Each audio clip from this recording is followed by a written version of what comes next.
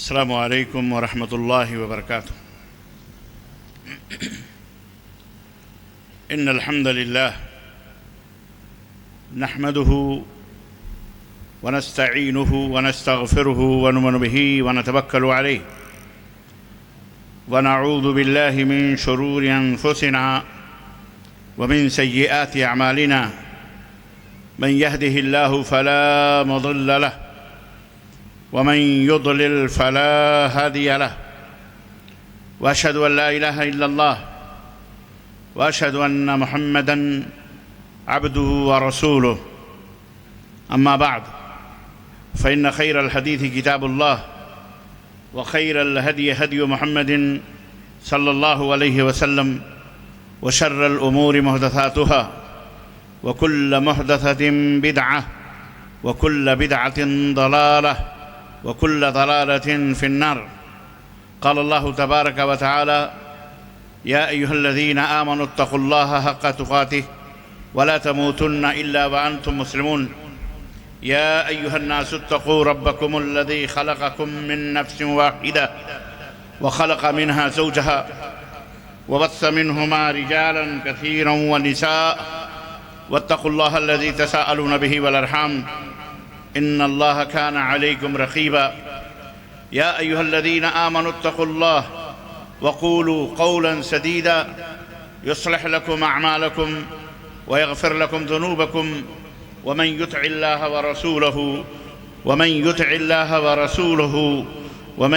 الله ورسوله فقد فاز فوزا عظيما. اللهم صل على محمد وعلى آل محمد كما صليت على إبراهيم وعلى آل إبراهيم إنك حميد مجيد. اللهم بارك على محمد وعلى آل محمد كما باركت على إبراهيم وعلى آل إبراهيم إنك حميد مجيد. تمام قسم کی حمد و ثنا، کبریائی اور بڑائی اس اللہ عز و جل کے لیے لائق و زیبا ہے، جس نے ہمیں اور آپ کو پیدا فرمایا، اور بیش بہا درود و سلام اس ذات مبارکہ مطہرہ پر جن کا نام نامی اسم گرامی احمد مجتبیٰ محمد مصطفیٰ صلی اللہ علیہ وسلم.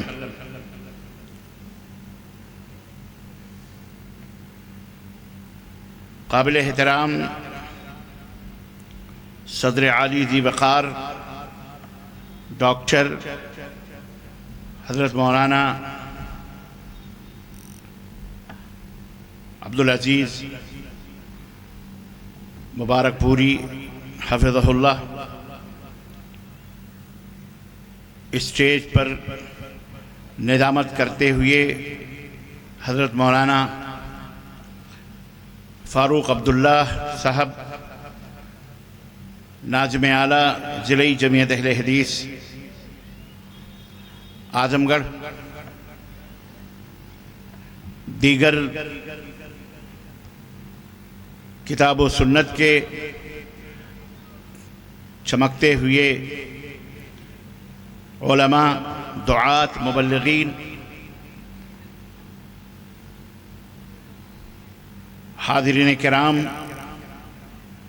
سامعین اعظام، نوجوان دوستوں، بزرگوں اور بھائیوں، اور قابل احترام اسلامی ماں اور بہنوں اور عزیز بچوں، آج بتاریخ 10 اپریل سن 2025 عیسوی کے اس اصلاح معاشرہ کی عظیم الشان کانفرنس میں، جو ضلع اعظم گڑھ کے قصبے مبارک پور کے بغل میں واقع شہر املو کے اس تاریخی شہر میں اس عظیم کانفرنس میں جس موضوع پر آپ حضرات سے گفتگو کرنے کی سعادت حاصل کرنے جا رہا ہوں، وہ انتہائی اہم اور انتہائی ضروری ہے، اور ہر انسان کے مرض کی دوا اور اس کا علاج اس کے اندر موجود ہے. ترقی ہو، رفعت ہو، بلندی ہو، رب کائنات کا قرب ہو، جنت کی راہ ہو، دوزخ سے بچنا ہے، اللہ کے غضب سے دور رہنا ہے، خیر و برکت कि घनी छाँव में ज़िंदगी गुजारनी है, आल व औलाद की बरकत हो, माल व दौलत की कसरत हो, ज़मीन व जायदाद की बहुतात हासिल करना हो, दुनिया के अंदर फौज व फलाह और कामयाबी, इज़्ज़त व मर्तबत हासिल करना हो। अलगरज तमाम किस्म की अल्लाह तबारक व तआला की गिरफ्त और पकड़ और अल्लाह अज़्ज़ व जल की नाराज़गी और कहर और अज़ाब और आखिरत में अल्लाह तबारक व तआला के बनाए हुए दोज़ख और जहन्नम से बचना हो, अजर व सवाब ज़्यादा से ज़्यादा हासिल करना हो। ये तमाम बातें जिसकी आज हमको ज़रूरत है, बहैसियत इंसान सारी कायनात के दर्द का इलाज है, सारी दुनिया के इंसानियत का जिसके अंदर इलाज मौजूद है, दवा मौजूद है, मर्द हो या औरत हो, जवान हो या बूढ़ा हो, सबके लिए जिसके अंदर फ़ायदे ही फ़ायदे हैं। आज उस मौजू को मैं आप हज़रात की खिदमत में उसकी तशरीह और उसकी तौज़ीह और कुरान व सुन्नत की रोशनी में उस मौजू के ऊपर एक कुछ कीमती बातें अर्ज़ करने की सादत हासिल करने जा रहा हूँ, जिसका नाम है सिराते मुस्तकीम का तारुफ। सिराते मुस्तकीम क्या है, किसको कहते हैं, और मज़ीद बातें इस ताल्लुक़ से कुछ आएंगी, वो मैं आप हज़रात की खिदमत में रखूँगा। इससे पहले कि मैं अपने मौजू में दाखिल हूँ, मल्लम यशकुरिन्नास लम यशकुरिल्लाह, नबी कायनात सल्लल्लाहु अलैहि वसल्लम ने फरमाया कि जो लोगों का शुक्रगुजार नहीं होता वो अल्लाह का भी शुक्रगुजार नहीं है। मैं ज़िला आदमगढ़ से और उसके क़ुर्ब जवार से आए हुए तमाम शयूख़, उलमा, मशाइख़ और हाज़रीन कराम, सामीन निज़ाम, माओ बहनों बेटियों का और इस जलसे में हाज़रीन तमाम लोगों का और इस जलसे के इनेकाद करने वालों का मैं तहे दिल से बेहद मशकूर व ममनून हूँ, जिन्होंने अपने कीमती वक्त की कुर्बानी दी और कीमती माल की भी कुर्बानी दे करके अल्लाह और उसके रसूल की बातों से लोगों को मुतारफ़ कराने के लिए, अल्लाह का पैगाम पहुँचाने के लिए, अल्लाह के दीन की सरबलंदी के लिए, अल्लाह के घर की तामीर के लिए, मस्जिद खदीजतुल कुबरा की तामीर और उसकी तोसी के लिए और उसकी बुनियाद को मजबूत बनाने के लिए एक अज़ीमुश्शान कॉन्फ्रेंस बुलाई। और आप हजरात का ठाठे मारता हुआ ये मजमा अल्हम्दुलिल्लाह अल्लाह उसके रसूल के पैगाम को सुनने के लिए बेचैन और बेकरार उलमा को देखने और उनकी बातों को सुनने के लिए आपने अपने नर्म बिस्तरों को छोड़ा। और बारिश आज जबकि हो चुकी थी और मेरा ख्याल है कि लोगों के दरमियान शैतान ने यह भी आवाज़ पहुंचा दी होगी और ज़रूर पहुंचाई होगी कि आज का जलसा कैंसल है। कहाँ जाओगे बरसात के अंदर, कहाँ जाओगे मच्छरों में, कहाँ जाओगे परेशान होने के लिए, सो जाओ, पड़े रहो। और न जाने कितने हमारे भाई शैतान की थपकियों में क्या शिकार हो करके अपने अपने घरों में बैठे या आराम कर रहे होंगे। अल्लाह ताला शैतान के शर से हम सबको महफूज फरमाए, आमीन या रब्बल आलमीन। बावजूद उसके आप हजरात की तशरीफ़ावली काबिल इत्मीनान बख्श है। इस्लाम के अंदर क़िल्लत व कसरत का कोई मेयार नहीं है, क़िल्लत व कसरत कोई माना और हैसियत नहीं रखते। कम मिन फ़िअतिन क़लीलतिन ग़लबत फ़िअतन कसीरा व क़लीलुम मिन इबादियश शकूर। रब ने फरमाया कि मेरे बड़े ही थोड़े बंदे हैं जो शुक्रगुजार हैं, अक्सर ना शुक्रे हैं। तो हमेशा हर दौर में थोड़े बंदों ने ही और बंदियों ने भी अल्लाह ताला का शुक्र अदा किया है। अक्सरियत जहन्नम में जाने वाली है, याद रखो। अक्सरियत जहन्नम, बहुत सारे लोग होते हैं जिनको अपनी अक्सरियत पर बड़ा घमंड होता है, अक्सरियत पर बड़ा नाज होता है। हम ज्यादा तुम दाल में नमक के बराबर सदक़े की तरह, हम पूरा ज़ख़ीरा, हमारे जमात, हमारा गिरोह, हमारा मुल्क, हमारी ज़मीन, हमारी प्रॉपर्टी, हमारा पावर, हमारी ताकत, हमारी क़ुव्वत बहुत ज़्यादा, हम सबसे ज़्यादा तादाद के अंदर हैं। इसलिए हम सबसे हक़ पर हैं, हम जालिम नहीं हैं, हम सबके साथ मेहरबानी करने वाले, हम राह हक़ पर हैं, सिराते मुस्तक़ीम पर, दीन हक़ पर हैं। उन्हें आज सबक लेना चाहिए, पड़ेगा इंशाअल्लाह ताला। اور ان کو اس بات کا علم ہے اور ہونا بھی چاہیے، اور آپ حضرات کو بھی اور تمام ہماری خواتین کو بھی اس بات کا علم ہونا چاہیے کہ اسلام میں قلت و کثرت کوئی حیثیت نہیں رکھتی۔ اسلام کے فیصلے قلت و کثرت پہ نہیں ہوتے۔ اسلام ایک شخص بھی لَن يَهْدِيَ اللَّهُ بِكَ رَجُلًا وَاحِدًا خَيْرٌ لَكَ مِنْ حُمْرِ النِّعَمِ، نبی کائنات نے فرمایا کہ تمہاری جد و جہد سے ایک بندہ بھی اگر صراط مستقیم پر آ گیا تو پھر تم کامیاب۔ ایک شخص کتنا قیمتی ہے اسلام کی نظر میں۔ بھیڑ جمع کرنا، بھیڑوں کی چال جمع، یہ اسلام کا مقصود نہیں ہے۔ اسلام کے اندر جو گہرائی ہے، جو گہرائی ہے، جو عمقیت ہے، جو حسن ہے، جو جمال ہے، یہ سب کو نہیں ملنے والا ہے۔ یہ قلیل من عبادی، بہت کم تھوڑے بندے ہیں جن کو یہ نعمت حاصل ہونے والی ہے۔ تو اے میرے مسلمان بھائیوں، اے بھارت واسیوں، اور اب برادران وطن بھی میرے مخاطب ہیں، اور اپنے کلمہ پڑھنے والے سارے مسلمان بھی، اس ناحیے سے کہ سب کلمہ توحید کے پڑھنے والے ہیں، میں آج ان کو بھی اور آپ تم سب حضرات کو، حاضرین کو بھی، اور میری آواز جہاں جہاں بھی جا رہی ہے ان تمام سننے والے بھائیوں اور بہنوں تک بھی اللہ یہ آواز پہنچائے کہ میں آج اس اجلاس میں صراط مستقیم کا تعارف پیش کر سکوں۔ تعارف تو سمجھتے ہیں نا، تعارف، تعریف، پہچان کیا ہے؟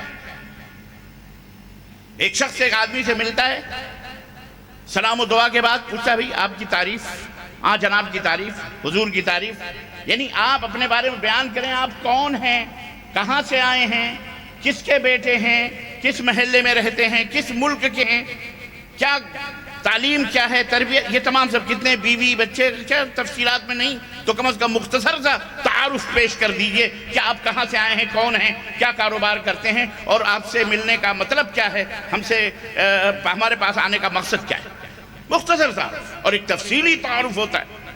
بہرحال آج کے اس مختصر سے وقت میں تو میں اسلام کا انتہائی مختصر ہی تعریف پیش کر سکتا ہوں۔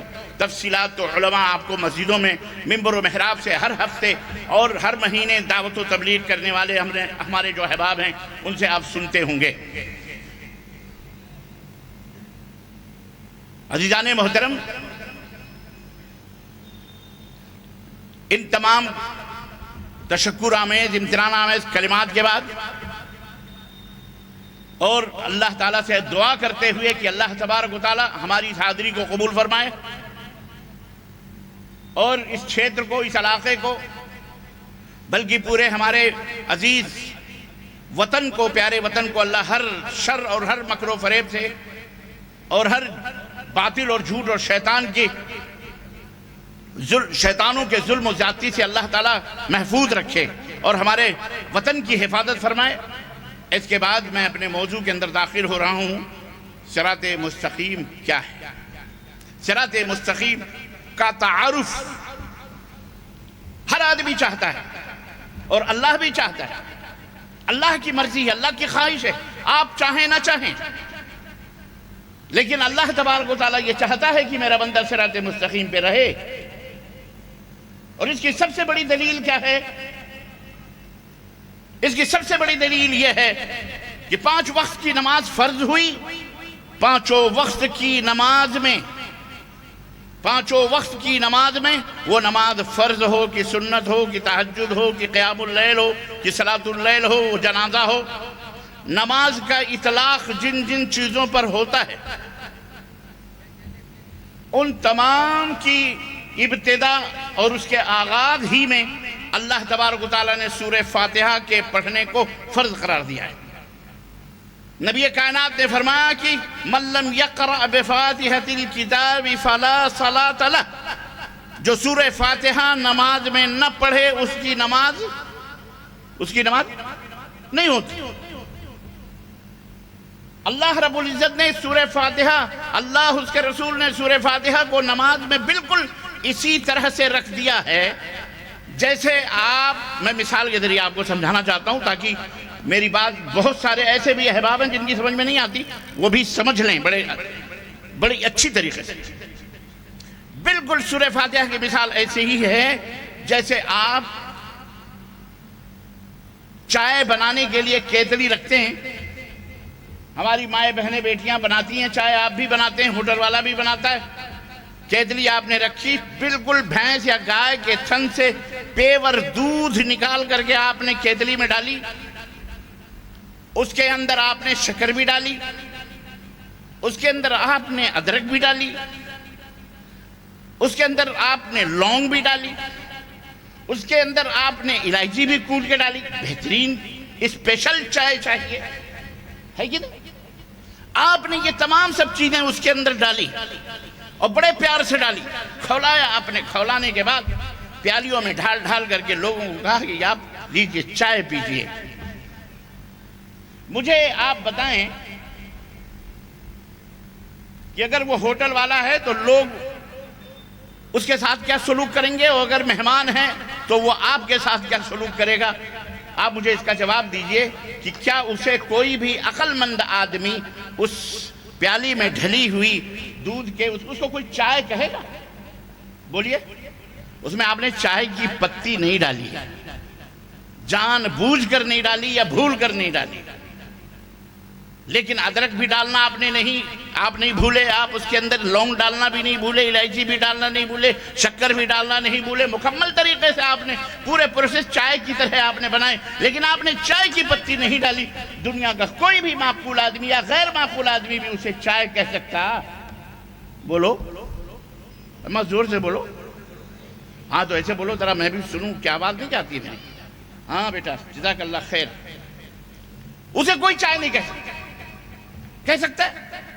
اب آپ اس کی تعریف کریں، پیور دودھ ہے، اصلی، بالکل کوئی بھی پانی کا ایک قطرہ بھی اس کے اندر ملاوٹ میں نہیں، بہترین ورجنل شکر ڈالی ہم نے، بالکل امریکن، اس کے اندر الائچی خرید کر، لونگ خرید کر کے ہم نے ڈالی، تازہ ادرک پودینے ہم نے ڈالے۔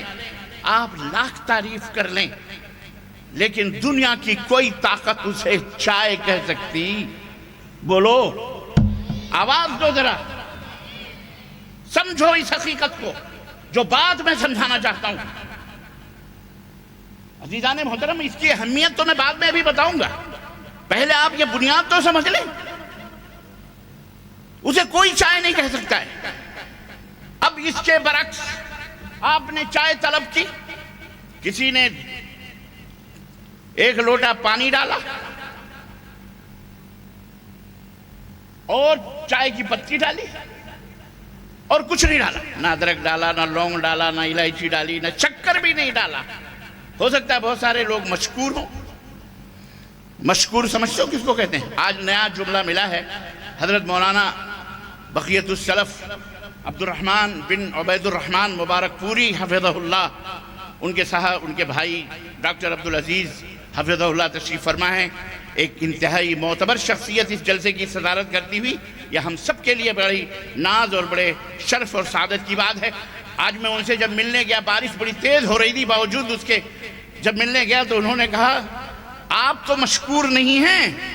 تو میں تھوڑے سے اس میں کنفیوژن میں پڑ گیا، شیخ میں آپ کا تو مشکور ہوں، ممنون ہوں۔ کہنے لگے نہیں، وہ مشکور شکر والا مشکور، کہ مطلب آپ کو شکر تو نہیں ہے۔ تو وہی بات ہے، آپ نے شکر بھی نہیں ڈالی، کیونکہ بہت سارے لوگ آج کل شکر نہیں پیتے، اور آپ نے شیشے میں ڈھال کر کے وہ چائے کی پیالی یا چائے کا گلاس کسی کو بھی دیا، اور اس نے چکھی، اس چائے کو تھوڑی سی چسکی لی، فوراً وہ بولے گا یار یہ چائے میں آپ نے شکر نہیں ڈالی، یہ شکر آپ بھول گئے۔ یعنی کچھ نہیں ہے اس میں سوائے پانی کے اور سوائے اس چائے کی پتی کے، لیکن ہر بچہ غیر معقول شخص بھی دیکھے گا، پیے گا تو کہے گا یہ چائے، کہے گا کہ نہیں کہے گا؟ بولو۔ آپ لاکھ اب میں آپ کو اس مثال کا وہ بتا رہا ہوں کہ یہ مثال کیوں دی جاتی ہے۔ یہ مثال میں نے اس لیے دی ہے کہ بالکل یہی حال نمازوں کا بھی ہے۔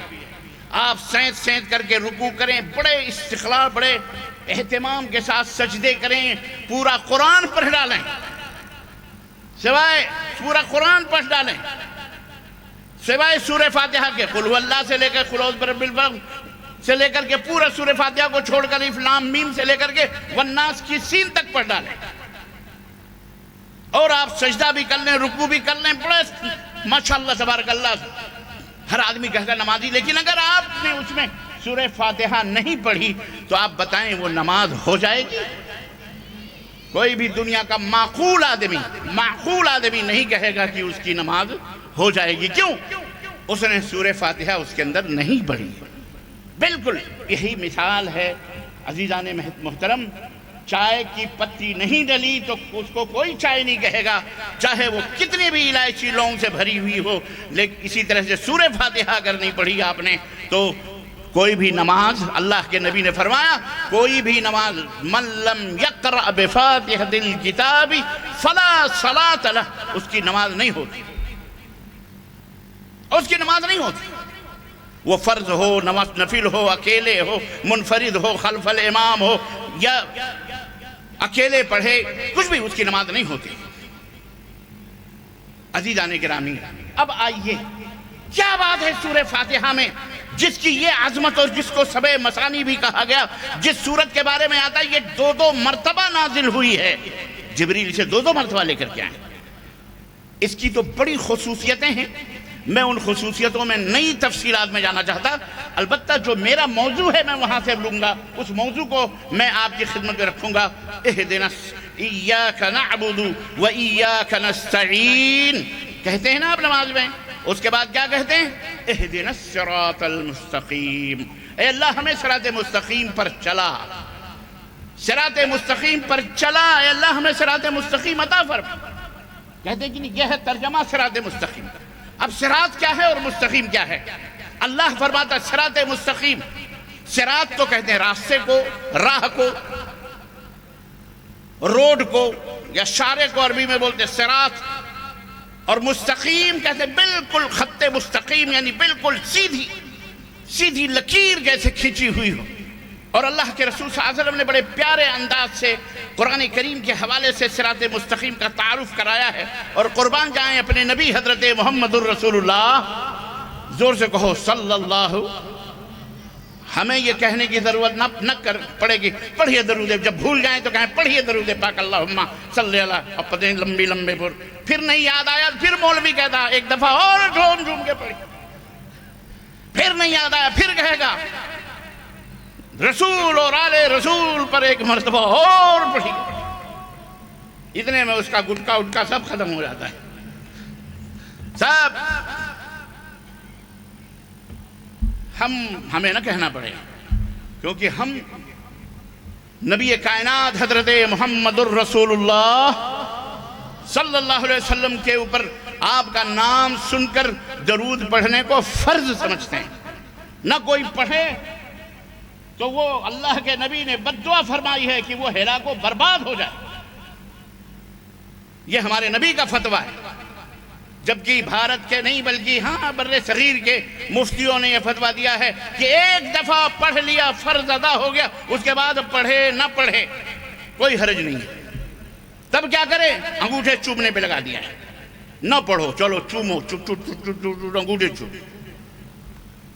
یہ ہے صراط مستقیم سے انحراف۔ میں بتاؤں گا بھی، جلد بازی نہ کرو، آج میں انشاءاللہ صراط مستقیم کی وہ تشریح اور وہ وضاحت کر کے جاؤں گا انشاءاللہ تبارک و تعالی، جو رب کا قرآن بولے گا یا محمد الرسول اللہ صلی اللہ علیہ وسلم کا فرمان بولے گا۔ بہت بھینگا مچھلیاں ہو گئیں، میں درخواست کروں گا تمام بر صغیر جہاں جہاں بھی دنیا میں اردو بولی جاتی ہے اور ہماری زبان سمجھنے والے موجود ہیں، علماء ہوں عوام ہوں، کہ یارو صراط مستقیم کو اپناؤ، آؤ صراط مستقیم کیا ہے جسے نبی نے بیان کیا ہے، رسول نے بیان کیا، اللہ نے بیان کیا، اس کو سمجھو۔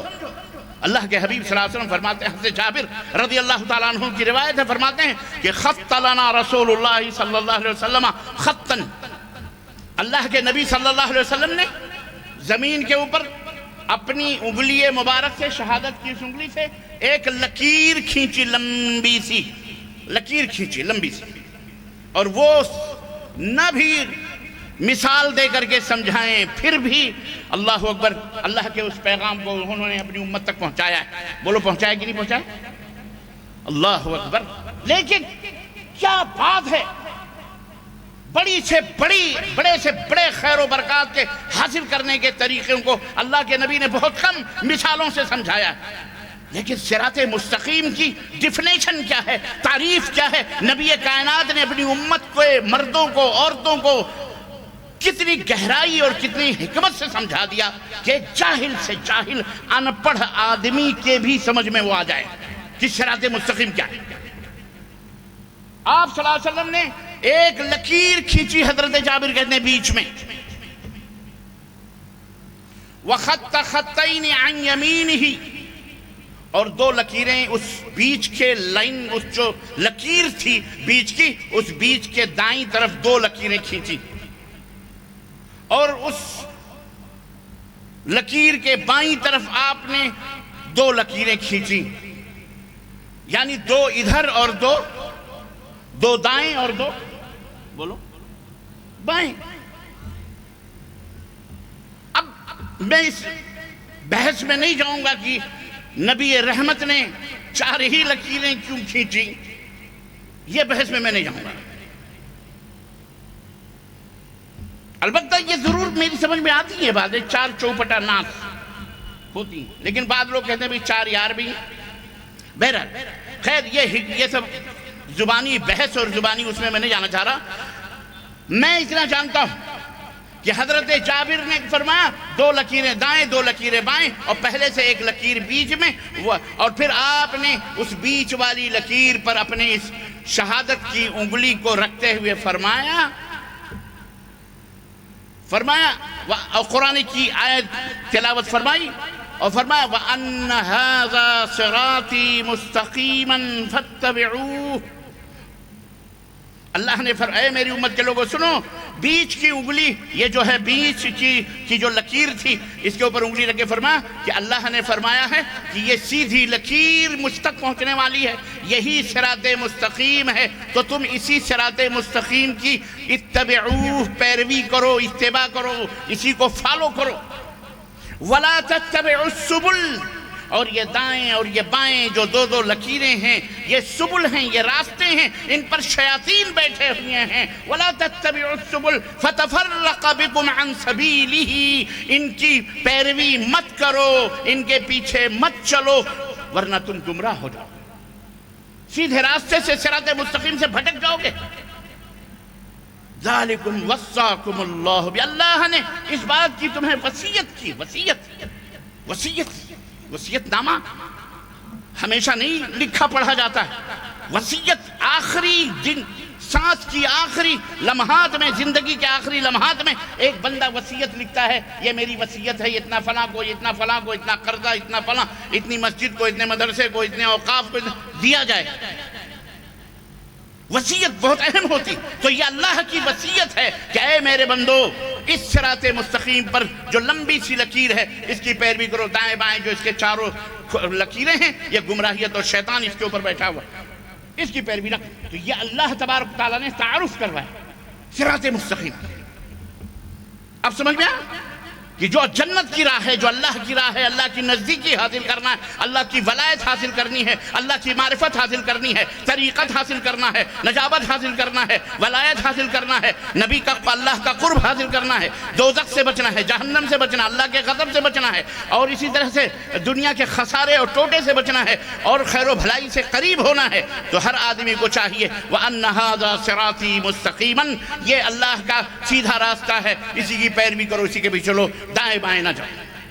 اللہ تبارک تعالیٰ نے صرف یہی اللہ کو کہہ دینا تھا کہ اے لوگو وَأَنَّ هَذَا صِرَاطِي مُسْتَقِيمًا فَاتَّبِعُوهُ، اسی کی پیروی کرو، بس آگے وَلَا تَتَّبِعُوا کہنے کی کیا ضرورت ہے؟ بعض لوگ کہتے ہیں آپ پوزیٹیو بات کریں، کیا کریں؟ مثبت بات کریں، بس آپ اپنی بات کر دیں، لوگوں کو منع ونا کرنے کی کیا ضرورت ہے؟ اس سے اختلاف پیدا ہوگا، پیشانیوں پہ سلوٹیں آئیں گی، حالات بڑے نازک ہیں، خراب ہیں، اوقاف نے دم توڑا ہوا، کمر سیدھی کری ہوئی ہے، اور مسجدوں کو توڑا جا رہا ہے، بلڈوزر چلایا جا رہا ہے، ملک کا یہ حال ہے، اسرائیل ادھر دھکیل رہا ہے، غزہ ادھر چل رہا ہے، ادھر بھارتی مسلمان پریشان، وہ پریشان، پتہ نہیں کیسے۔ اللہ کے بندو مجھے ایک بات بتاؤ، کینسر کے مریض کو اگر آپ خمیرہ گاؤ زبان کھلائیں، پستہ بادام ہماری مائیں بہنیں پیس پیس کے، اللہ نہ کرے ان کا کوئی بھائی، ان کا شوہر یا ان کے رشتے، ان کا کوئی، اللہ نہ کرے ہزار بار کوئی اگر اس مرض کا دشمن بھی نہ اس میں مبتلا ہو، بہرحال اگر کوئی مبتلا ہو جائے اور حکیم صاحب اسے بڑی بڑی دوائیں، بڑے بڑے خمیرہ گاؤ زبان اور دودھ اور دہی اور جناب بادام اور پستے بولیں کہ اس کو کوٹ کوٹ کر کے کھلاؤ پلاؤ، اور اس کو کوٹ کوٹ کے کھلایا جائے پلایا جائے، مجھے ایک بات بتاؤ، یہ تمام سب چیزوں کے کھانے سے اس کا کینسر دور ہو جائے گا؟ وہ صحیح ہو جائے گا؟ وہ تندرست ہو سکتا ہے؟ بولو ہمیں، اس کو تو کینسر کی بیماری ہے، جب تک وہ کینسر کی بیماری دور نہیں ہوگی، یہ پورا بادام، یہ پستہ، یہ میوے، یہ پھل، یہ فروٹ، یہ دودھ، یہ سارے پوائزن ہو جائیں گے، زہر ہو جائیں گے، وہ کبھی صحت نہیں پا سکتا۔ اسے درست کرنا ہے تو سب سے پہلے اس بیچارے کا کینسر دور کیا جائے۔ آج اس امت کے اندر مختلف قسم کے کینسر لگے ہوئے ہیں، کینسر کا مرض پھیلا ہوا ہے، بظاہر لگ رہا ہے کہ ٹوپی لگایا ہوا ہے، داڑھی رکھا ہوا ہے، نماز کے گھٹے بھی پڑے ہوئے ہیں، قرآن بھی پڑھ رہا ہے، لیکن دل جہنم ہے۔ جسے اقبال نے کہا تھا، جو سر بس سجدہ کبھی ہوا تو زمین سے آنے لگی صدا، تیرا دل تو ہے صنما شنا، تجھے کیا ملے گا نماز میں؟ زباں پہ امن کے نغمے ہیں، دل جہنم ہے۔ آج امت کے اکثریت کا یہ حال ہے میرے مسلمان بھائیوں، اس کو سمجھنا پڑے گا۔ تو اوپر سے لیپا پوتی کرنے سے کوئی فائدہ بولو نہیں ہوگا، اوپر سے لیپا پوتی کرنے سے کوئی فائدہ نہیں ہوگا جب تک اندر سے اس کا علاج نہیں ہوگا اور اس کے کینسر کو ختم نہیں کیا جائے گا، تب تک کوئی بھی طاقتور گولی یا کوئی بھی طاقتور غذا اسے کوئی نفع نہیں پہنچے۔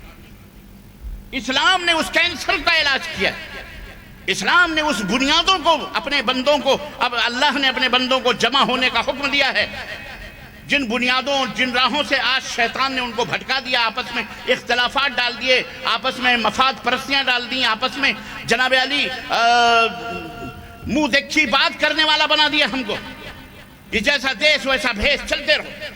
اسلام نے اس کی اجازت ہم کو نہیں دی ہے۔ اسلام نے ہمیں ایک ذمہ داری سونپی ہے کہ ہم اس ذمہ داری کو نبھائیں۔ تأمرون بالمعروف وتنہون عن المنکر، برائیوں کو روکو اور بھلائیوں کو حکم دو، یہ ہماری ذمہ داری ہے۔ ہمیں چاہیے کہ ہم اپنے دیش میں، اپنے ملک میں امن کی استھاپنا کیسے ہو سکتی ہے، ظالموں کو کیسے روکا جا سکتا ہے، ان کے ظلم سے کیسے بچا جا سکتا ہے، ان کے ظلم کو ختم کیسے کیا جا سکتا ہے، ان کی ریشہ دوانیوں کو مٹایا کیسے جا سکتا ہے، ان کے ناانصافیوں کو ختم کیسے کیا جا سکتا ہے، یہ ہم مسلمانوں کی ذمہ داری ہے۔ یہ جو ظالم آج ہمارے اوپر سر چڑھ کر کے ہمیں صحیح کرنے کی دعوے کر رہا ہے کہ مسلمانوں کو صحیح ہونے کی ضرورت ہے، یہ ہونے کی ضرورت ہے، وہ بے شک صحیح ہونے کی ضرورت ہے، مشورہ تمہارا صحیح ہے، ہمیں موقع دو، ہم انشاءاللہ آپس میں اصلاح کریں گے، ہم وہ پاور وہ طاقت حاصل کریں گے جو پاور اور طاقت اللہ کی ہمارے سے روٹھی ہوئی ہے، رکی ہوئی ہے، اللہ کا غضب ہمارے اوپر اترا ہوا ہے، ہمیں تھوڑا سا موقع دو، سمجھو۔ اور میرے مسلمان بھائیوں، اب کب سمجھو گے؟ پانی سر سے اونچا ہوتا جا رہا ہے، آج بھی آپ غیر اللہ سے لو لگائے بیٹھے ہوئے ہیں، میری سمجھ میں نہیں آ رہا۔ وہ غیر اللہ جو خود اپنی حفاظت نہیں کر سکتے، جو خود بھی مر سڑ گل گئے، سب کچھ ختم ہو گئے، پھر بھی آج آپ ان کو مددگار، فلانی مشکل کشا اور پتنی حاجت روا اور پتنی کیا کیا سمجھے بیٹھے ہوئے اللہ کے مقابلے میں۔ تمہیں کوئی بچا رہا ہے؟ وہ جو ایک فقیر تھا، کہتے ہیں کہ فقیر نہیں، پاگل خانے میں جب نہرو جی مشاہدہ کرنے کے لیے، دورہ کرنے کے لیے پاگل خانے میں گئے تو جا رہے تھے، ایک پیڑ پر ایک پاگل بیٹھا ہوا تھا، ادھری سے گزرے، شیروانی ورانی تو پہنتے تھے نہرو جی، تو اس پاگل نے ان کو بلایا، کہا ادھر آؤ۔ نہرو جی گئے، وہ تھوڑا نیچے آیا، اس نے کہا کون ہو؟ کہا کون ہو؟ تو نہرو جی نے کہا میں اس ملک کا وزیر اعظم ہوں، پرائم منسٹر ہوں۔ تو اس نے کہا آہستہ بولو۔ کہا کیوں؟ کہا باہر میں نے بھی یہی کہا تھا۔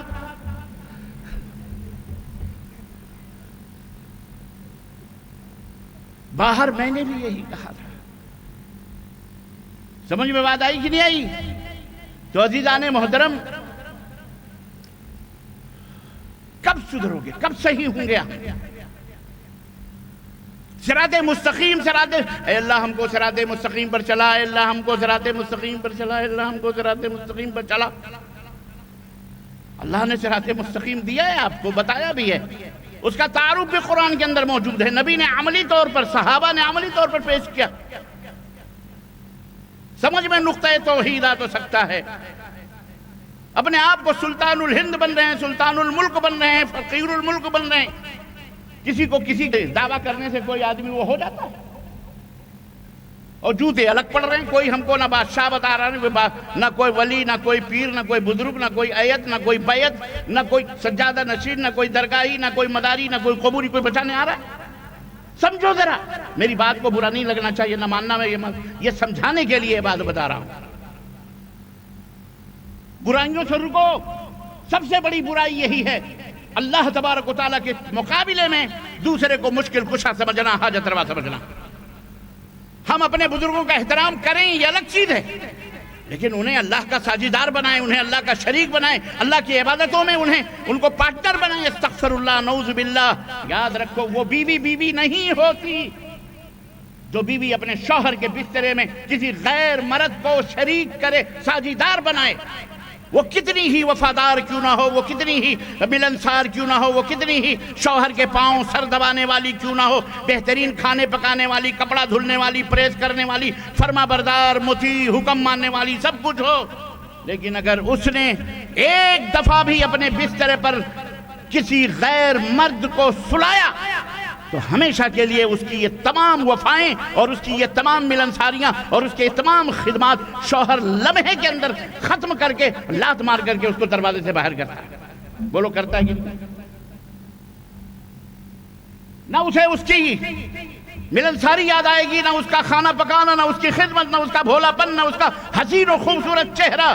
بیاہ کے لایا ہے، 2 کروڑ 2 لاکھ 10 لاکھ پیسے دے کر کے لایا ہے، مہر دے کے لایا ہے، لات مار کر کے باہر کرے گا کہ ایسی طوائف کی مجھے ضرورت ہے. بولو. آپ نماز پڑھیں، آپ روزہ رکھیں، داڑیاں رکھیں، نمازیں گھٹے بنائیں، سب کچھ کریں. آپ ایک دفعہ بھی کسی درگاہ، کسی مدار، کسی چھتے، کسی علم چبوترے پر آپ نے ماتھا ٹیکا یا انہیں مشکل کشا، حاجت روا سمجھ کے پکارا، رب کعبہ کی قسم ہے، نہ نبی نے فرمایا، نہ صحابہ نے فرمایا، نہ ابو بکر کا فرمان ہے، نہ عمر کا فرمان ہے، نہ عثمان کا فرمان ہے، نہ سیدنا علی ابن ابی طالب رضی اللہ تعالی عنہم اجمعین کا فرمان ہے، نہ کسی صحابہ. کسی کا یہ عمل، کسی کا یہ دین، یہ صراط مستقیم نہیں ہے. یہ بتانے کی ہمیں ضرورت پڑ رہی ہے. اس کی وجہ یہ ہے کہ آج ہمارے درمیان بہت سارے سے بھولے بھالے لوگ موجود ہیں جنہیں ہاتھ پکڑ کر کے بھی سمجھایا جاتا ہے لیکن سمجھ میں نہیں آتا، تو تھوڑا تھپڑ مارنا پڑتا ہے، تھوڑا دھکا دینا پڑتا ہے. ابے ایسے نہیں سمجھ تو ایسے سمجھ. تجھے ہم جنت کی طرف لے کے آ رہے ہیں، تو جہنم کی طرف بھاگا جا رہا، باولا بنا ہوا ہے. عزیزان گرامی، بڑی دل تڑپتا ہے. اللہ کی قسم میرے مسلمان بھائیوں اور اے میرے مولوی حضرات، مدارس کے اندر قرآن و سنت کی تعلیم دینے والوں، اللہ کے لیے سدھر جاؤ. آپ سدھرو، آپ کا سدھرنا امت کا سدھرنا انشاءاللہ تبارک و تعالی. قرآن و سنت کو لائحہ عمل بناؤ، صراط مستقیم کا تعارف کرواؤ. صراط مستقیم کیا ہے؟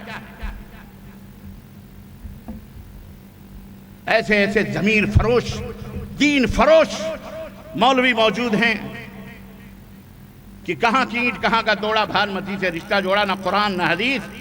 اپنے بنائے ہوئے للو پنچو جمن سبراتی کو صراط مستقیم بتاتے ہیں. صراط مستقیم یہ ہے، صراط مستقیم وہ ہے، صراط. عجیب و غریب معاملہ ہے. ہمارے دیش کے اندر کچھ ایسے ایک طبقہ موجود ہیں جو تمام خداؤں کا مرکز اور سینٹر بھارت ہی کو بنائے ہوئے ہے.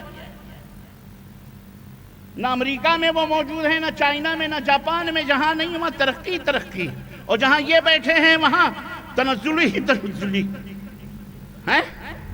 اللہ کی قسم. ایسے ہی ہمارے کلمہ پڑھنے والوں میں ایک طبقہ ایسا ہے جس نے سب کا سارے اولیاء اللہ بھارت ہی کے اندر اپستھت ہوئے ہیں. بقیہ کہیں نہیں اولیاء اللہ، نہ چائنا میں، نہ امریکہ میں، نہ سعودیہ میں، نہ کہیں نہیں موجود ہیں. یہی موجود ہیں کیونکہ ایسے احمق موجود ہیں. جو چاہے آپ کا حسن کرشمہ ساز کرے. خیرت کا نام جنو رکھ دیا، جنو کا خیرت.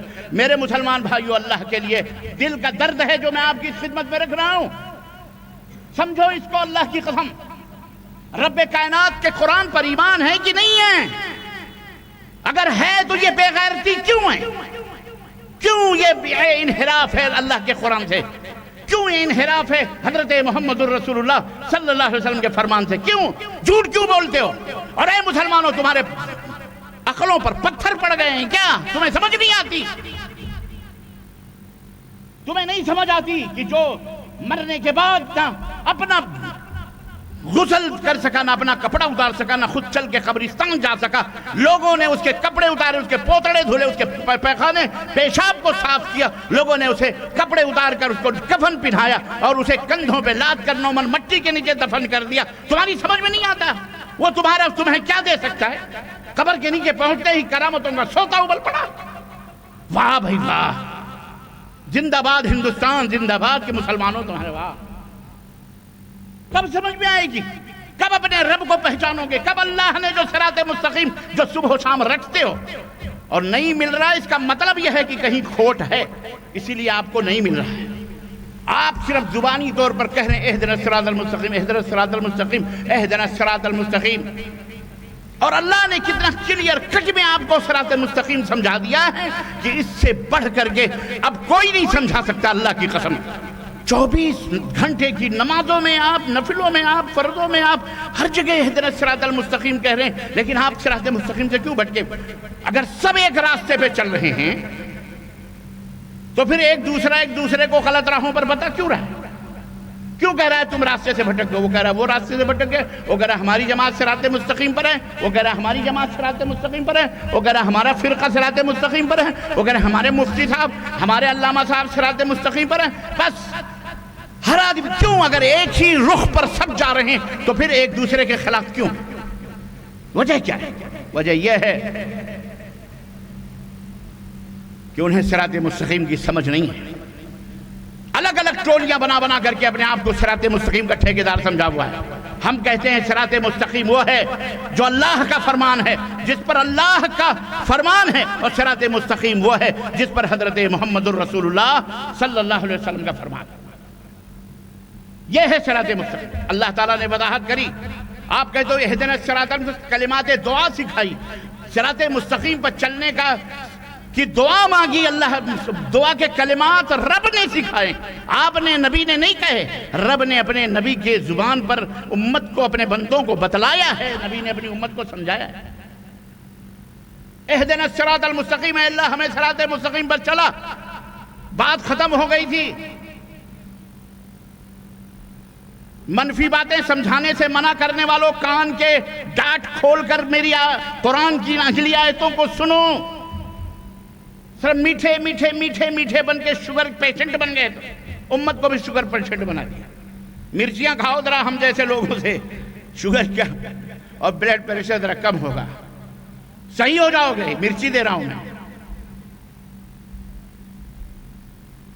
صراط المستقیم، مجھے ہمیں صراط مستقیم پہ چلا. آگے سنو، آگے کیا ہے؟ آگے کیا ہے بچوں؟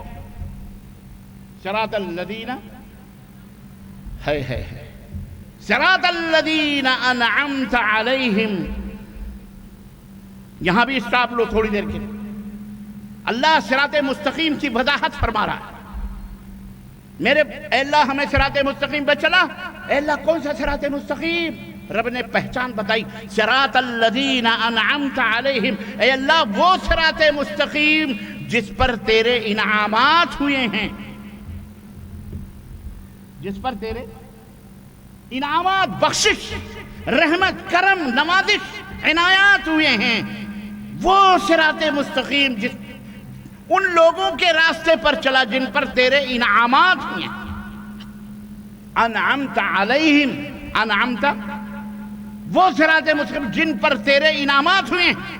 اب قرآن ہی سے پوچھتے ہیں تو بتا کس پر اللہ کے انعامات ہیں؟ کن کن لوگوں کے اوپر اللہ کے انعامات ہیں؟ رب نے دوسری سورہ مبارکہ کے اندر ارشاد فرمایا، وَمَن يُطِعِ اللَّهَ وَالرَّسُولَ جو اللہ کی اطاعت کرتے ہیں، سنو ڈیفینیشن کیا ہے، جو اللہ کی اطاعت کریں، رسول کی اطاعت کریں، فَأُولَئِكَ مَعَ الَّذِينَ أَنْعَمَ اللَّهُ عَلَيْهِمْ۔ قربان جاؤ مسلمانوں، یہ علامت اور یہ پہچان قرآن کی ہے، رب کعبہ کی قسم ہے۔ کوئی دنیا کا مفتی، مائی کا لال، کسی بھی مذہب کا صدر، سیکریٹری، سردار، شیخ الاسلام اور شیخ العلماء الکل فی الکل جل بھی کچھ بھی کہہ لو، کوئی مائی کا لال اس کا انکار نہیں کر سکتا۔ رب نے فرمایا جو اللہ کی اطاعت کریں اور رسول کی اطاعت کریں، فَأُولَئِكَ تو وہ لوگ، مَعَ الَّذِينَ ان لوگوں کے ساتھ ہوں گے، ان لوگوں کے ہمراہ ہوں گے، ان لوگوں کی صفوں میں ہوں گے، ان لوگوں کے ساتھ ان کا حشر ہوگا۔ انعم اللہ علیہم، ان لوگوں، کون لوگ؟ جن پر اللہ کا انعام ہوا ہے۔ وہ کون لوگ ہیں؟ من النبیین والصدیقین والشہداء والصالحین، جو اللہ کی رسول کی اطاعت کریں گے ان کا حشر ان کے ساتھ ہوگا۔ جو نبی ہوں گے، جو رسول ہوں گے، جو صدیقین ہوں گے، جو شہداء ہوں گے، جو صالحین نیکوکار ہوں گے، ان لوگوں کے ساتھ اللہ انہیں مقام اور رتبہ عطا فرمائے گا، ان کا حشر فرمائے گا۔ کلیئر؟ نبیوں کے جھنڈوں کے نیچے آنا چاہتے ہو؟ صدیقین، جو سچ، صدیقین کس کو کہتے ہیں؟ تو بھی صحیح، میں بھی صحیح۔ صدیقین ان کو کہتے ہیں اللہ ہم تیری بھی عبادت کرتے ہیں۔ صدیقین ان کو کہیں گے۔ بیوی اس کو کہیں گے کہ آپ بھی میرے شوہر ہیں، آپ بھی بولو میرے شوہر ہیں۔ اگر بیوی یہ لفظ بھی ہی میں بے بڑھا دے، ایک لفظ بڑھا دے، ایک حرف، لفظ ہی کو بھی بنا دے، آپ کا پارا تو ایسا گرم ہوگا جیسے آپ کو کسی چولہے پہ بٹھا دیے گا، توے پہ گرم گرم، اچھل جائیں گے۔ بیگم کیا کہہ رہی ہو تو؟ وہ کہہ رہی ہے میں نے کچھ نہیں کرا، تیرا بے بڑھا دیا، بیوقوفی کا بے یا بدی کا بے، ہی کو بھی کر دیا، آپ کے کان گرم ہو جائیں گے، چہرہ سرخ ہو جائے گا۔ مطلب اس کائنات میں کوئی ایسا بھی ہے جو تمہارا شوہر ہے؟ اللہ اکبر۔ اس لیے بھی میں ہی میں با نہ بڑھاؤ۔ جس طرح آپ کو بیوی کا بھی کہنا غلط اور آپ کو برا لگتا ہے، ایسے ہی اللہ کے سوا کسی کو مشکل کشا، حاجت روا، اور کسی کو اپنا داتا اور کسی کو اپنا کہنا، چاہے وہ زندہ ہو چاہے وہ مردہ ہو، شریک کرنا بھی اس سے کہیں زیادہ برا لگتا ہے اللہ تبارک تعالیٰ۔ اس لیے اللہ صدیقین میں وہ سچی بیوی نہیں ہے جو بھی کہتی ہے۔ صدیقین کی تعریف میں حضرت ابوبکر صدیق کا رتبہ اور مقام، جن کا رتبہ نبیوں رسولوں کے بعد سب سے بڑا رتبہ اور مقام حضرت سیدنا ابوبکر صدیق کا ہے۔ کس کا ہے؟ بولو۔ حضرت ابوبکر صدیق کا، اس کے بعد حضرت عمر فاروق کا، اس کے بعد حضرت عثمان غنی کا، اس کے بعد حضرت علی بن طالب رضوان اللہ تعالی علیہم اجمعین کا ہے۔ یہ ترتیب ہے، یہ خلفائے اربعہ کہلاتے ہیں، جنہیں جنت کی بشارتیں، خوشخبریاں اللہ کے نبی صلی اللہ علیہ وسلم نے دنیا ہی کے اندر عطا فرمائی ہیں، اور ان میں ایک ایک کا ایک ایک رتبہ ہے، ایک ایک مقام ہے، ایک ایک کی فضیلت ہے، جس کے لیے بہرحال کوئی اور وقت اور کوئی اور موقع چاہیے۔ کبھی ایک ایک صحابی، ایک ایک خلیفہ رسول کا مقام اور رتبہ بیان کرنے کے لیے بہرحال اس کے لیے الگ وقت چاہیے۔ لیکن صدیق کو صدیق کیوں کہا گیا؟ بس مختصر سا، تاکہ آپ کو صدیقین کا بھی تعارف سمجھ میں آئے۔ صدیقین کون ہوتے ہیں؟ یہ بھی ہو وہ بھی ہو نہیں ہوتے، وہ ایک ہی ہوتا ہے، ایک ہی کردار اس کا ہوتا ہے۔ اللہ کے نبی صلی اللہ علیہ وسلم معراج کر کے تشریف لائے، بالکل میں سیرت کے حوالے سے بالکل قریب کرتے ہوئے خانہ کعبہ کی ٹیک لگا کر کے آپ معراج کا واقعہ بیان فرما رہے ہیں۔ ابو جہل بھی بیٹھا ہے، تمام عمائدین قریش مکہ، کفار مکہ بھی بیٹھے ہوئے ہیں۔ اللہ کے نبی معراج اسراء اور معراج کا واقعہ بیان فرما رہے ہیں۔ آج میں بیت المقدس گیا، وہاں سے میں آسمان پہ گیا، وہاں سے اللہ سے ملاقات ہوئی، سدرۃ المنتہا پہ گیا، وہاں سے میں وہاں گیا، جنت کی سیر کی، جہنم کی سیر کی، بلال کو بھی دیکھا، اللہ اللہ، حضرت عمر فاروق اعظم کے گھر کو بھی دیکھا، بہت تفصیلات۔ ابو جہل بیٹھا ہوا کان کھجلا رہا، اس کو ملا دی یار یہ اتنی بڑی گپ، اتنی بڑی جھوٹ، اتنا بڑا چھوڑ، یہ تو آج پہلی دفعہ سن رہے ہیں، یہ واقعی پاگل ہو گیا، استغفر اللہ ثم استغفر اللہ۔ فوراً کان کھجلاتے ہوئے بھاگا وہاں سے، کہا آج تو ابو بکر کو میں بیڑا پاری کر دوں گا، ان کو آج تو میں انہیں اپنے مذہب میں لے کے آ کے رکھوں گا۔ فوراً دوڑا گیا، راستے میں ڈھونڈنے لگا، ادھر سے مکے کی گلیوں میں کہیں سے حضرت ابو بکر صدیق رضی اللہ تعالیٰ عنہ تشریف لا رہے تھے۔ کہا ابو بکر سنو تمہیں ایک بات بتاؤں۔ کہا کیا بات ہے؟ کہا تمہیں پتہ ہے ابھی تک تو مجھے شک تھا، آج تو بالکل یقین ہو گیا کہ جس کو تم اپنا نبی سمجھتے ہو نا، وہ واقعی جادو اس کے اوپر کیا گیا، وہ پاگل ہے۔ کہا پاگل آدمی بات کیا کر رہا ہے، کیا بات ہے؟ کہا ایک بات بتاؤ تم، فلسطین جانے کے لیے کتنا ٹائم چاہیے؟ اگر ایک تیز رفتار اونٹ سے سفر کیا جائے تو کتنا مہینہ، کتنا دن لگے گا؟ تو حضرت ابو بکر نے کہا 1.5-2 مہینے لگیں گے جانا اور 1.5-2 مہینے میں آ جانا۔ کہا واقعی؟ کہاں، ہم سب جانتے ہیں تاجر ہیں، اتنا ٹائم تو لگے گا ہی۔ کہا سچی بات ہے؟ کہا سچی بات ہے۔ کہا اور اگر یہ کوئی کہے کہ میں ایک ہی رات میں فلسطین گیا اور واپس آیا، تو حضرت ابو بکر صدیق نے کہا وہ جھوٹا ہے۔ کہاں جھوٹا ہے نا؟ کہاں جھوٹا ہے؟ خوش؟ کہا سنو، ابھی میں کعبہ سے ہو کے، خانہ کعبہ سے آ رہا ہوں، تمہارا دوست جو محمد ہے نا صلی اللہ وہ علیہ وسلم، وہ بیٹھ کر کے لوگوں کو یہی پاٹ پڑھا رہا ہے کہ میں گیا تھا فلسطین اور ایک ہی رات میں واپس بھی آ گیا۔ اب یہاں دیکھیں کردار، یہاں دیکھیں منہج، یہاں دیکھیں ایمان، اور یہاں دیکھیں صراط مستقیم کیا ہے۔ سیدنا ابو بکر صدیق نے کہا اللہ کی قسم، یہ نبی کائنات نے یہ بات فرمائی ہے؟ کہاں اللہ کی قسم، کعبے کے رب کی قسم، محمد نے یہ بات کی ہے صلی اللہ علیہ وسلم۔ پھر ابو بکر صدیق نے کہا تو قسم کھا، واقعی؟ کہا رب کے، کعبے کے رب کی قسم، اللہ کی قسم، محمد نے یہ بات کہی۔ کہا پھر قسم کھا، پھر قسم کھا۔ کہا کعبے کے رب کی قسم ہے، میرے کانوں نے سنے ہیں محمد یہی کہہ رہے تھے کہ میں فلسطین گیا تھا آیا تھا۔ تو سیدنا ابو بکر صدیق نے کہا کہ واقعی اگر تو اپنے کہنے میں، قسم کھانے میں سچا ہے، تو میں بھی کعبے کے رب کی قسم کھا کے کہتا ہوں کہ میرے نبی نے اگر یہ بات کہی ہے تو واقعی وہ فلسطین گئے تھے اور رات ہی میں فلسطین سے واپس بھی آ گئے۔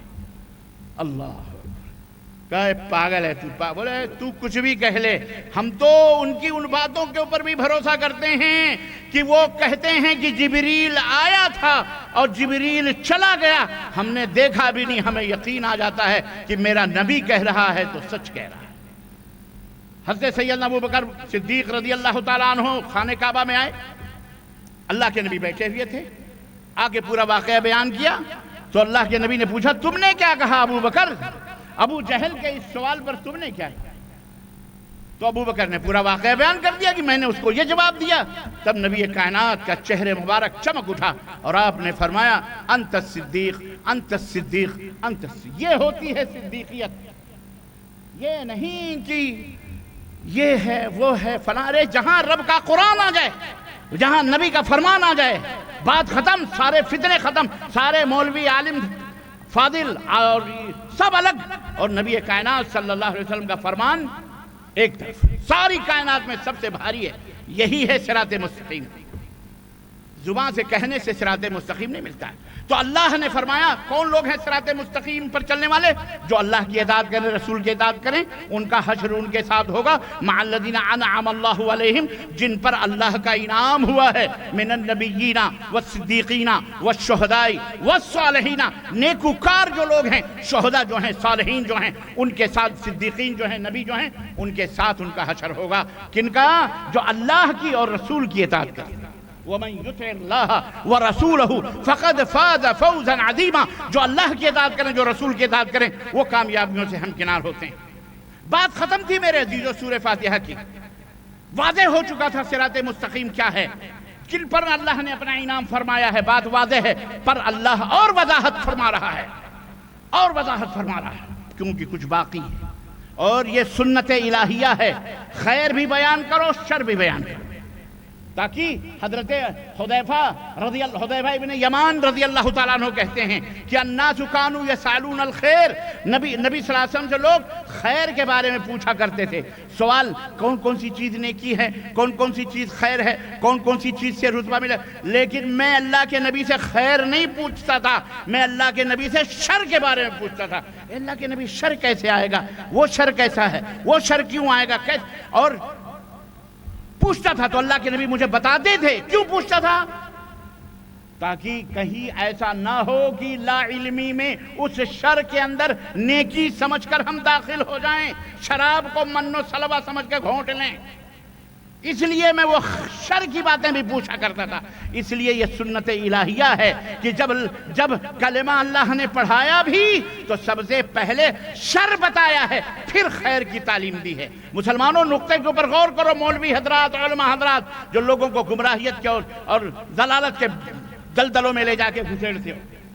اللہ نے پہلے کہا لا الہ، لا کی جو تلوار ہے غیر اللہ کی تمام گردنوں پہ چل رہی ہے. لا الہ، کوئی بھی پج کے لائق نہیں ہے. زمین ہو، سورج ہو، آسمان ہو، دیو ہو، دیوتا ہو، آدمی ہو، انسان ہو، پیر ہو، نبی ہو، شہید ہو، ولی ہو، انسان ہو، جانور ہو، حیوان ہو، مٹی ہو، پہاڑ ہو، جنگل ہو، دریا ہو، ناگ ہو، سانپ ہو، بچھو ہو. لا الہ، کسی کی بھی پوجا نہیں ہے. کوئی معبود برحق نہیں ہے، کوئی سچا معبود نہیں ہے. یہ جتنے بھی پوجے جا رہے ہیں یہ سارے کے ساری عبادتیں جھوٹی اور تمام پج جھوٹے اور پوجنے والے بھی جھوٹے. سچا کون ہے؟ الا اللہ. کون ہے؟ سوائے اس اللہ کے جو ساری کائنات کا مالک و مولا ہے، اسی کی پوجا ہے. بقیہ کسی کی پوجا بولو. یہ علل اعلان ڈکے کی چوٹ پر یہی صراط مستقیم ہے، یہی بہترین اور سیدھا سیمنٹڈ ایشور پرماتما کی طرف پہنچنے کا راستہ ہے. اس کے علاوہ رب کا تک پہنچنے کا کوئی راستہ موجود بولو. ہاں، اپنے آگ کو آگ میں جلا لو، آگ کے اوپر لوٹ لو، انگاروں کے اوپر کودو، ناچو،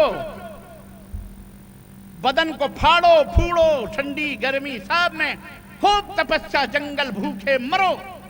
سب غلط راستے ہیں. صراط مستقیم رب کو پانے کا یہ راستہ نہیں ہے کہ مجاوری کرو، درگاہوں، چلوں، چبوتروں کی عبادت اور پوجا کرو، وہاں دانوں دکشن کرو. یہ صراط مستقیم نہیں ہے، یہ یہود و نصارہ کا راستہ ہے. سنو، اسی سورہ فاتحہ کے اندر اللہ نے فرمایا انعمت علیہم غیر المغضوب علیہم ولا الضالین. اے اللہ ان کی راہوں پہ نہ چلا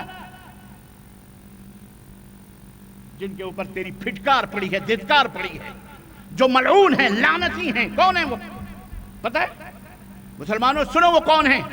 وہ اسی زمین کے اوپر رہنے والی ایک قوم ہے جسے جوس کہا جاتا ہے، یہودی کہا جاتا ہے.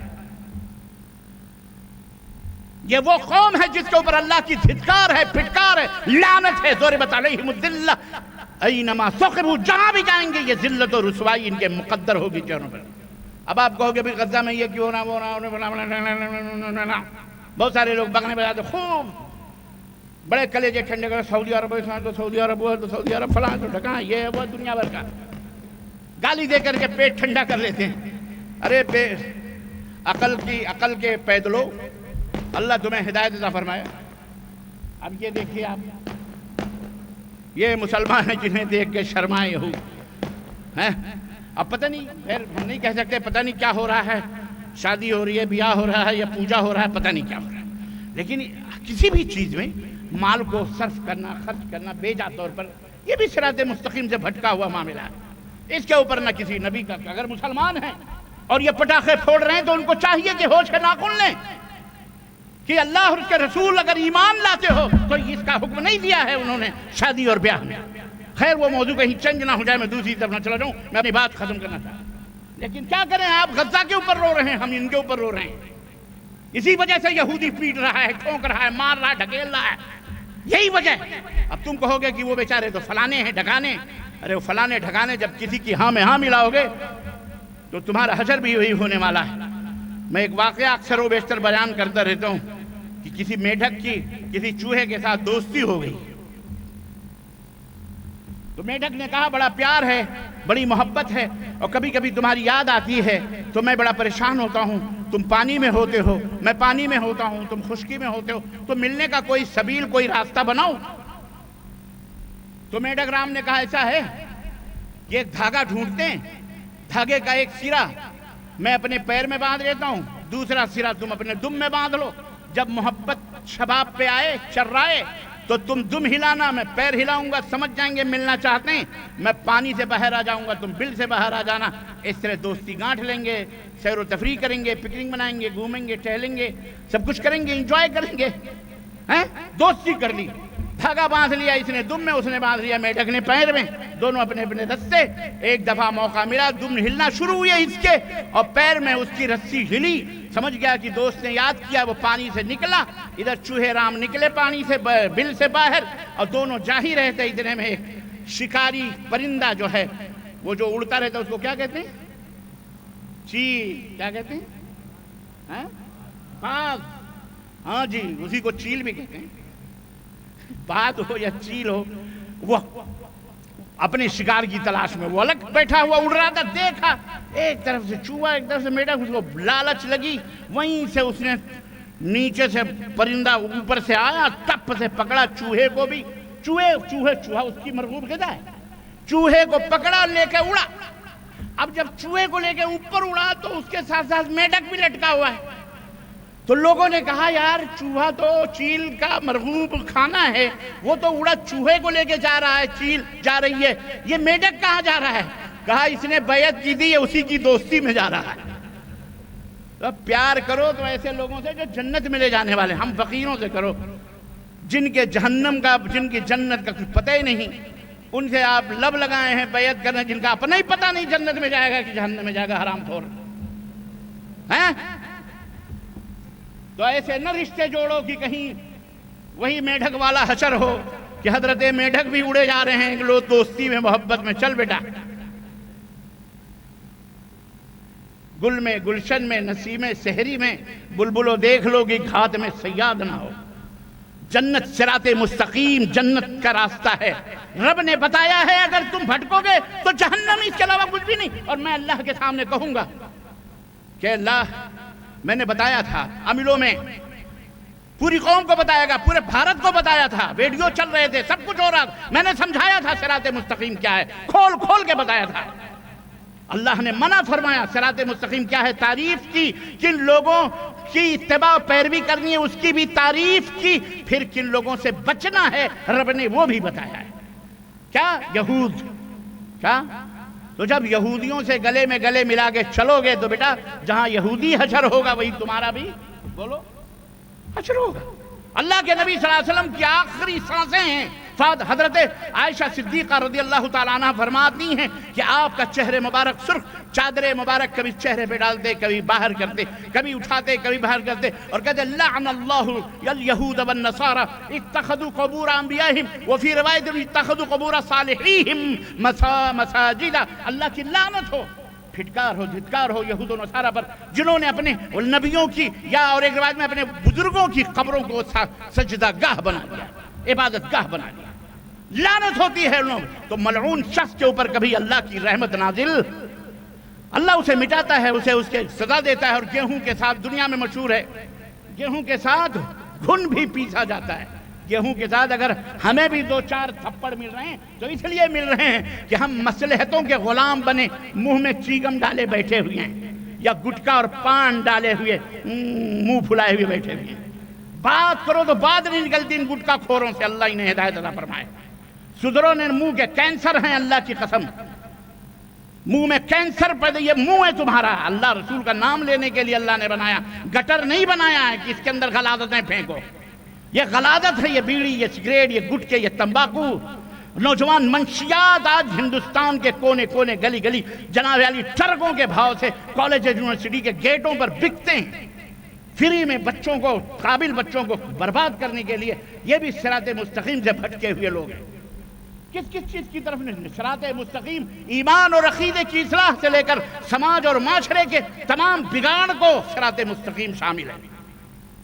صراط مستقیم یہ ہے کہ نبی نے اپنی بیٹی فاطمہ الزہرا رضی اللہ تعالیٰ عنہ اللہ اکبر، سیدۃ نساء الجنہ، جنت کے تمام خواتین کی، عورتوں کی سردار حضرت فاطمہ الزہرا، حیا اور شرم کی پیکرے شرم و حیا، جن کے آنچلوں کو دیکھ کر شرمندگی اور حیا سے فرشتے بھی اپنی نگاہوں کو جھکا لیتے ہیں، حضرت فاطمہ الزہرا رضی اللہ تعالی عنہ، جو تمام جنتی عورتوں کی سردار ہوں گی۔ اللہ اکبر، اللہ اکبر، کن کا نام آیا ہے میری زبان پر، ان کا نکاح فرما رہے ہیں سیدنا علی ابن ابی طالب رضی اللہ تعالی عنہ۔ آئے نبی کی خدمت پہنچے،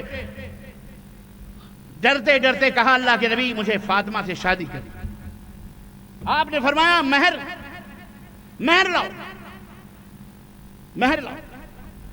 نبی کی گود میں علی نے بھی پرورش پائی تھی، اللہ کے نبی صلی اللہ علیہ وسلم کے چچیرے بھائی بھی تھے وہ۔ آج اگر ہمارے سامنے ایسا مسئلہ آ جائے نا تو ہم نہ جانے کتنے شکوک و شبہات اور اوہام کے دلدلوں میں جا کے پھنسیں گے۔ ارے یہ ہمارے گھروں میں پل کر یہی ناک بنا ہوا ہماری بیٹی پہ آنکھ رکھے ہوئے، بولو کہیں گے کہ نہیں کہیں؟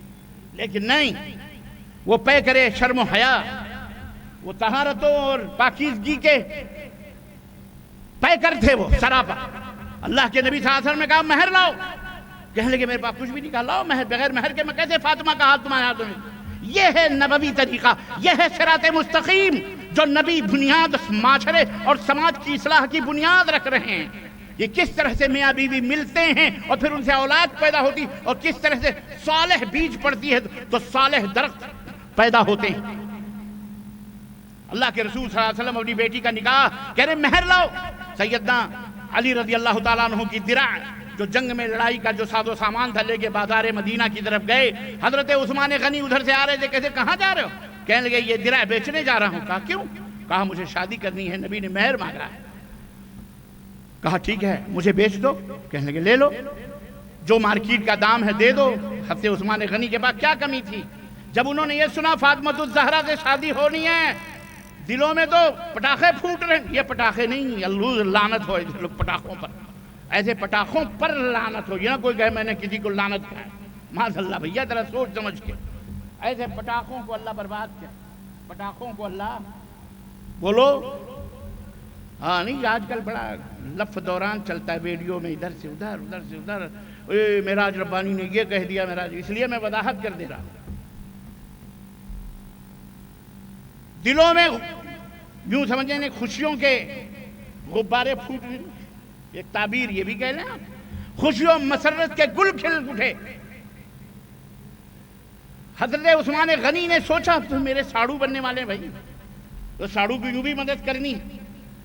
چنانچہ جناب علی لیا اور وہ پیسے لے کر کے دینار اور درہم لے کے نبی صلی اللہ علیہ وسلم کے پاس آئے۔ آپ نے دیکھو یہ جنت کے سردار کی شادی ہو رہی، جنت کے سردار عورت،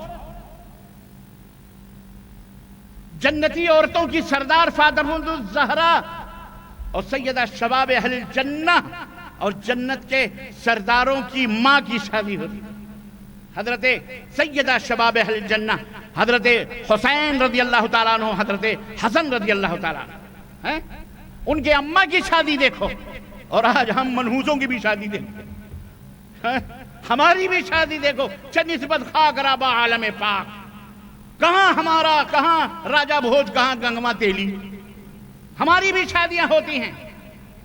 کیسی لڑکی والا بیچارہ ڈھونڈ ڈانٹ کے کہیں اچھا پڑھا لکھا لڑکا پاتا ہے؟ بھیا ہم ایسا کرنے آئے ہیں، حالانکہ لڑکے والے کو چاہیے کہ وہ لڑکی ڈھونڈے، کنواں پیاسے کے پاس نہیں آتا بلکہ پیاسا کنویں کے پاس جاتا۔ لیکن بہرحال یہ ہمارے بھارت کی بدقسمتی ہے اور ظالموں کی صحبتوں کا یہ اثر ہے کہ ہم نے الٹا، ہم ہر کام الٹا ہی کرتے ہیں، اللہ کو پکارنے کے بجائے غیر اللہ کو پکارتے ہیں، اور پتہ نہیں اور بہت ساری مثالیں ہیں۔ ہونا یہ چاہیے کہ لڑکی والا لڑکا ڈھونڈے اپنی مطلوبہ کو، محبوبہ کو شادی کریں، لیکن یہاں الٹا۔ اب لڑکی والا پایا کوئی اچھا لڑکا کہ بھیا چلو ہماری بیٹی بیاہ دیتے ہیں، اب وہاں لڑکے والے کی لسٹ آتی ہے، اور بعض جگہوں پہ تو لسٹ بڑی خاموشی کی ہوتی ہے، ٹھک ٹھک کیا ہو رہا ہے؟ اچھا یہ یہاں نیچے کچھ ہے، بہرحال کیا میں کہہ رہا تھا؟ لسٹ آتی، 2 ویلر، چارپائی، ساکس، موزے، جوتے، چمچے، ڈبے، کتنے پلنگ، کتنی چارپائیاں، کتنے فرنیچرز، کتنا کیا. اور بعض جگہوں پہ کہتے ہیں کہ نہیں ہم مانگتے نہیں ہیں.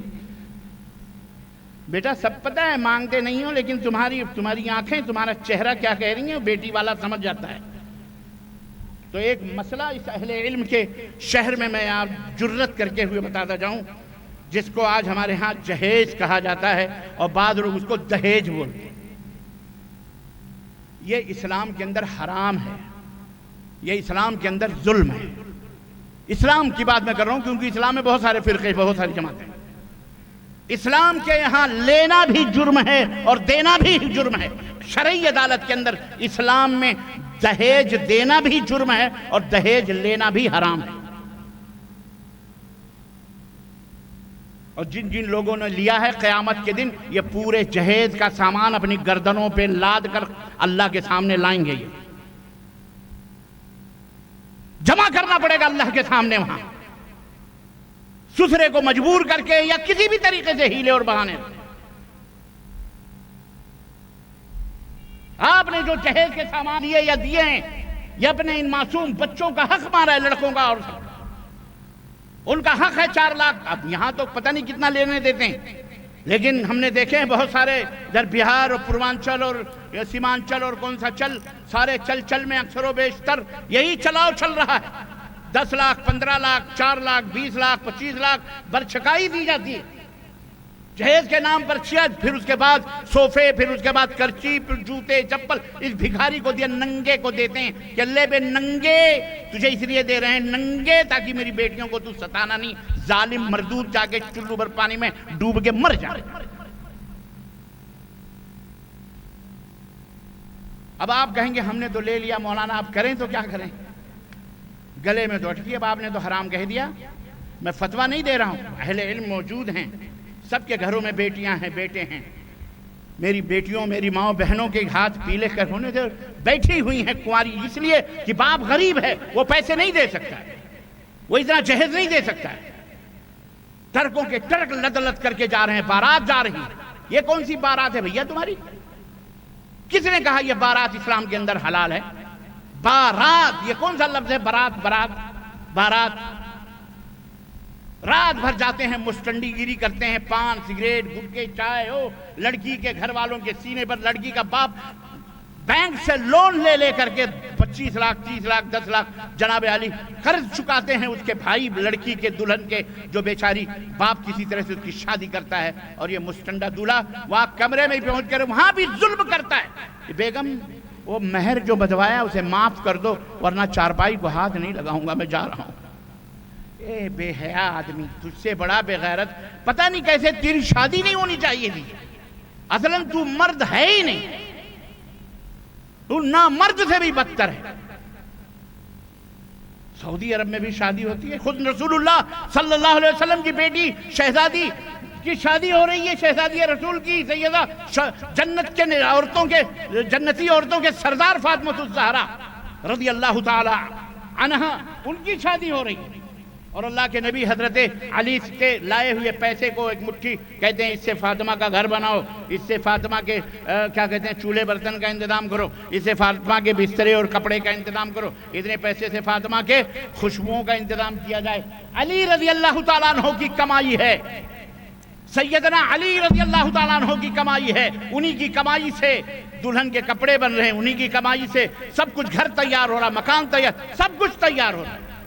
اللہ، یہ ہے صراط مستقیم، شادی کا سیدھا راستہ. اس طرح سے شادی کرو تو کون پیدا ہوگا؟ اس طرح سے شادی کرو گے تو حضرت حسن جیسی ہستیاں پیدا ہوں گی، جنت کے نوجوانوں کے سردار پیدا ہوں گے. حضرت حسین جیسی ہستیاں پیدا، جنت کے سرداروں کے جنتی لوگوں کے سردار پیدا ہوں گے. اور جب ایسے جہیز دے کر لے کر پیدا کرو گے تو مائیکل جیکسن ان کی اولاد پیدا ہوگی. انگڑے بھنگڑے نچنے گانے ٹیڑے پھیلے ایسے ٹیڑے میڑے اٹاخے پٹاخے بیڑی سگریٹ گٹکے کھانے والے تمباکو ایسے ذلیل بچے پیدا ہوں گے، تعلیم سے کورے دور، اخلاق سے کورے دور، روڈوں سڑکوں پر بیٹھ کر کے سیڑھی بگریٹ چڑھانے والے، سیڑھیاں مارنے والے، دوسروں کی بہو بیٹیوں کے اوپر غلط نظر ڈالنے والے۔